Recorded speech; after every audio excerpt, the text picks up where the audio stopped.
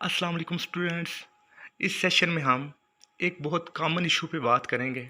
बहुत से स्टूडेंट इस चीज़ की कंप्लेन करते हैं कि सम टाइम ऐसा होता है कि कुछ स्टूडेंट बहुत अच्छा परफॉर्म नहीं भी करते तो उनको अच्छे स्कोर मिल जाते हैं, और कुछ स्टूडेंट जो हैं वो बहुत अच्छा परफॉर्म करते हैं लेकिन उनको उनकी काबिलियत के हवाले से बेहतर स्कोर नहीं मिलते। तो बेसिकली इसकी कुछ रीज़न्स हो सकती हैं। एक तो ये कि एक स्टूडेंट बहुत टैलेंटेड है, अगर वो एक टाइम पे अच्छा परफॉर्म नहीं करता तो टीचर उसके बारे में कोई एक अजम्पशन उनकी होती है कि ये अच्छा ही परफॉर्म करेगा, सो सही तरीके से स्कोरिंग नहीं हो पाती और उसको फिर भी अच्छे स्कोर मिल जाते हैं उसकी कम अच्छी परफॉर्मेंस पे भी।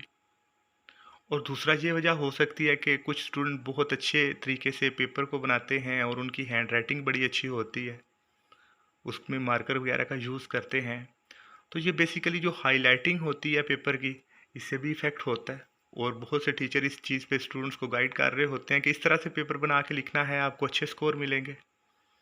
तो लेकिन ये तरीके ठीक तो नहीं, ये इश्यूज़ हैं। तो क्या वो प्रोसीजर हैं जिनको अगर हम यूज़ करें तो इन इश्यूज़ को कम से कम किया जा सकता है, और जो स्कोरिंग का प्रोसीजर है इसको ऑब्जेक्टिव बनाया जा सकता है, इसको फेयर बनाया जा सकता है। तो बेसिकली जो ऑब्जेक्टिव पेपर होते हैं उनमें तो आंसर की होती है, उस पे तो इतना ज़्यादा क्रिटिसिज्म नहीं होता, बिकॉज़ कि वो तो ऑब्जेक्टिव स्कोरिंग होनी है, उसमें तो प्रॉब्लम कोई नहीं। और ज़्यादा से ज़्यादा उसका जो नुकसान हो सकता है वो ये है कि अगर एमसीक्यूज़ टाइप पेपर है तो आप ये देखेंगे कि उसका अगर पैटर्न बन जाता है, यानी कुछ ऐसे ऑप्शन होते हैं जो ज़्यादा ठीक होते हैं, suppose A B C D 4 option थे, तो ए ऑप्शन ऐसा था जो 35 या 40 टाइम करेक्ट था, तो उसकी परसेंटेज अगर ज़्यादा होती है, आप स्टूडेंट एक ऑटोमेटिकली सब ए लगा देता है तो उसको स्कोर तो ऑटोमेटिकली बेहतर आ गए। तो ऐसे इश्यूज़ को रिज़ॉल्व करने के लिए पहले आंसर की बनाई जाती है, उसमें पैटर्न को चेक किया जाता है कि कहीं पे पैटर्न तो नहीं बन रहा, और उसके बाद उसको एडमिनिस्टर किया जाता है।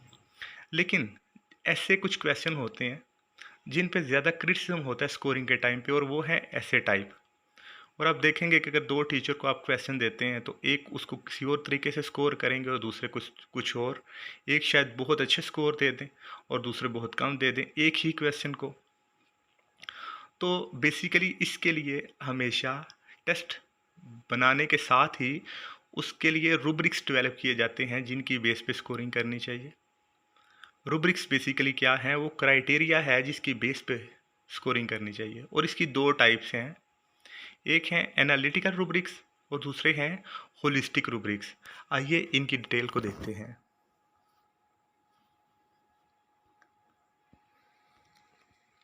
एनालिटिकल रूब्रिक्स में सबसे पहले जो करेक्टरिस्टिक्स हैं उस क्वेश्चन की हो सकती उनको एनलिस्ट किया जाता है। उसके बाद जब स्कोरिंग की जाती है तो वन बाय वन एक एक करेक्टरिस्टिक को लिया जाता है और उस करेक्टरिस्टिक के मुताबिक ही स्कोर दिए जाते हैं। तो वो करेक्टरिस्टिक्स क्या हो सकती हैं एक ऐसे टाइप आंसर में, कि उसमें आइडिया हो सकता है मेन, कि आइडिया जो है वो ठीक है और रेलिवेंसी है टास्क के साथ।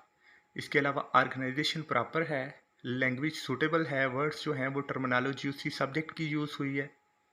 तो ये कुछ चार एक हैं, इसके अलावा भी हो सकती हैं। और जब रेटर इनको स्कोर करता है तो इनको एनलिस्ट करने के बाद हर एक करेक्टरिस्टिक को आगे कुछ 5 या 6 या 4 के स्केल पे चेक करता है कि आइडिया जो है वो एक्सेप्शनल है, एडिक्वेट है, समवट एविडेंस है, उसमें लिमिटेड एविडेंस है या मिनिमल एविडेंस है। और हर एक को, यानी पहले को भी इन 5 के स्केल पे, दूसरे को भी, तीसरे को भी, और चौथे जो करेक्टरिस्टिक है उसको भी 5 के स्केल पे वो चेक करेगा या 5 लेवल्स पे चेक करेगा। तो इससे क्या होगा कि काफ़ी हद तक जो ऑब्जेक्टिविटी है वो रिटेन होगी, और दूसरा स्टूडेंट को ये पता चल जाएगा कि कहाँ पे मेरा मेजर इशू है राइटिंग में। तो सेकंड है जो रूब्रिक्स का डिज़ाइन, वो है होलिस्टिक रूब्रिक्स। होलिस्टिक में बेसिकली इतने ज़्यादा सब करेक्टरिस्टिक्स में डिफाइन नहीं किया जाता, बल्कि ओवरऑल ही स्कोरिंग की जाती है, और ओवरऑल को ही हमेशा पढ़ने के बाद जो रेटर है वो देखता है कि बेसिकली इसका जो रिस्पॉन्स है वो किस हद तक बेहतर है। तो लोएस्ट लेवल ये हो सकता है कि लीस्ट रेलिवेंट है, फिर समवट रेलेवेंट है, फिर ब्रीफ है लेकिन कंफ्यूज कर रहा है, फिर डेवलप किया लेकिन बहुत अच्छा डेवलप नहीं किया, उससे बेहतर है पीछे वाले पॉइंट से, और फिर वेल डेवलप्ड है। तो स्कोर 1, 2, 3, 4, 5 या इससे ज़्यादा भी दिए जा सकते हैं। तो ये क्या है कि पूरे क्वेश्चन को ओवरऑल आपने रिफ्लेक्शन दी और एनालिटिकल में उसकी पहले कुछ सब कैरेक्टरिस्टिक डिफाइन की और उस पर फिर ये स्केल अप्लाई किया। सो दोनों के अपने अपने बेनिफिट्स हैं। ये ज़रा जल्दी रैपिड स्कोरिंग कर देता है, जबकि उसमें हमें बहुत ज़्यादा इन डिटेल और बहुत ज़्यादा स्लो प्रोसीजर है। लेकिन उसका बेनिफिट ये है कि जब आप स्टूडेंट को रिस्पांस देते हैं, फीडबैक देते हैं, तो वो स्पेसिफिक होता है, जनरल फीडबैक नहीं होता।